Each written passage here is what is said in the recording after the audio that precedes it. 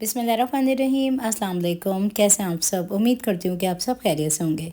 आज आप लोगों के साथ शेयर करने लगी हूँ तवा चिकन रेशमी मलाई बोटी की रेसिपी, जो कि बहुत ही टेस्टी बनती है और बनाना इसको बहुत ही आसान है। अगर आपके पास वक्त कम हो, मज़ेदार सी चिकन रेस्टोरेंट स्पेशल सी बनानी हो तो इस रेसिपी को आप लोग ज़रूर ट्राई कीजिएगा।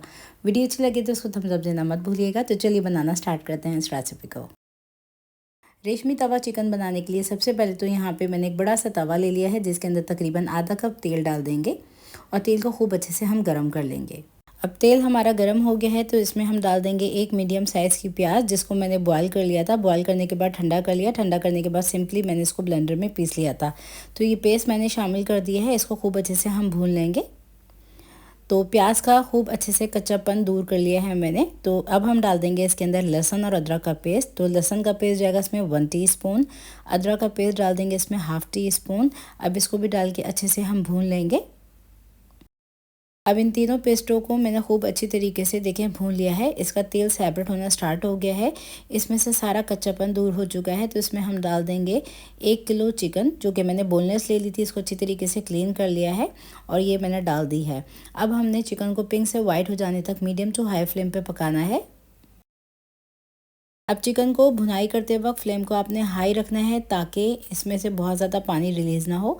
तो चिकन की देखें खूब अच्छे से मैंने भुनाई कर ली है। अब हम डालेंगे इसके अंदर नमक हस्बे ज़रूरत। मैंने डाला है 1 टीस्पून। आप टेस्ट के अकॉर्डिंग नमक कम या ज़्यादा कर सकते हैं। चिकन को नमक डाल के खूब अच्छे से भुनेंगे, इतना भुनेंगे कि ये गोल्डन सी हो जाए।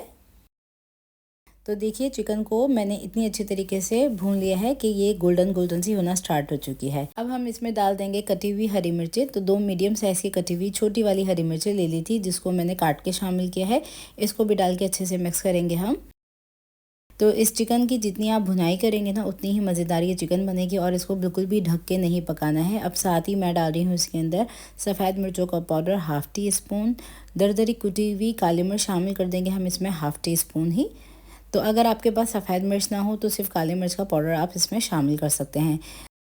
लेकिन अगर आपके पास सफ़ेद मिर्च हो तो ज़रूर डालिएगा, इससे बहुत ही अच्छा टेस्ट आएगा। अब यहाँ पे देखें चिकन को मैंने इतना भून लिया है कि ये बिल्कुल गोल्डन सी हो चुकी है। अब हम डालेंगे इसके अंदर दही, जो कि जाएगा 1/3 कप।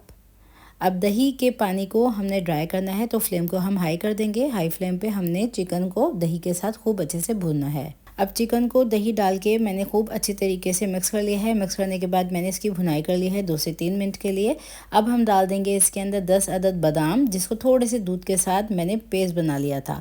तो पिसे हुए बादाम हैं दूध के साथ, ये मैंने शामिल कर दिए हैं। इसको डाल के मिक्स कर लेंगे और देखें अब इसमें तेल थोड़ा सा सेपरेट हो गया है। तो इसमें हम डाल देंगे दरदरा कुटा हुआ धनिया और ज़ीरा पाउडर, जो कि मैंने डाला है तकरीबन 1 टीस्पून। साथ ही इसमें डाल देंगे हम क्रीम 1/3 कप।